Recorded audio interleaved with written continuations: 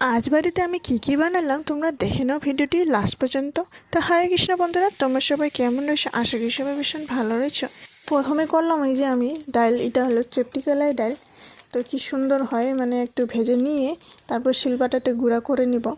তো গুঁড়া করার পর এখানে জল দিয়ে ঘোলাইয়ে নিব ডাইলের জন্য যতটুকু ডাইলের প্রয়োজন। তো এখানে আধা সসপ্যানের মতন, 1 সসপ্যান মতন বয়েল হওয়া পর্যন্ত মানে জলটা দিয়ে দিব আমরা, এই যে একটু বেশি করেই দিব। তারপর এই যে ডালটি সম্বার দেওয়ার জন্য এখানে আমি কড়াইয়ের মধ্যে তেল দিয়ে দিই, পাঁচফোড়ন দিয়ে দিই। তো আর একটু দিব আদা কুচি, তারপর গাজর একটু কুচি করে রেখেছিলাম, গাজর দিলাম, হলুদ লবণ দিয়ে দিই।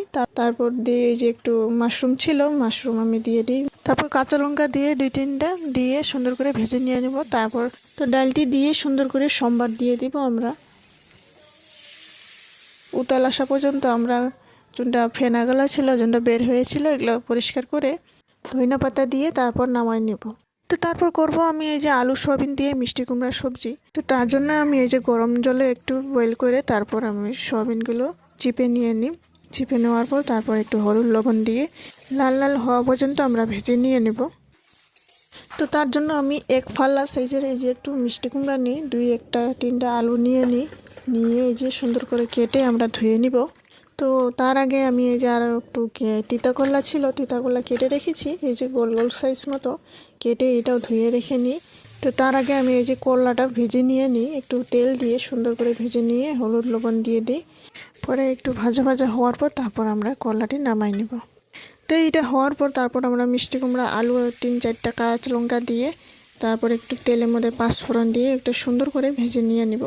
তারপর ভেজে নেওয়ার পর তারপর জিরা, ওই যে একটু আদা দিয়ে করে রেখেছিলাম, তারপর দিয়ে সুন্দর করে একটু ভাজা ভাজা করে নেব।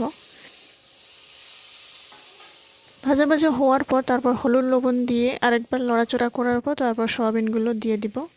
একটু লড়াচড়া করার পর সামান্য একটু গরম জল দিয়ে মাখা মাখা করে নিব সবজিটি।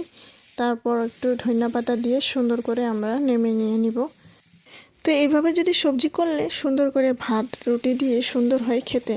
তো বন্ধুরা, আজকের রেসিপি কেমন লেগেছে একবার লাইক, কমেন্ট, শেয়ার, সাবস্ক্রাইব করে জানাবেন। আশা করি নেক্সট ভিডিওতে দেখাবো। আজকের জন্য টাটা, বাই বাই।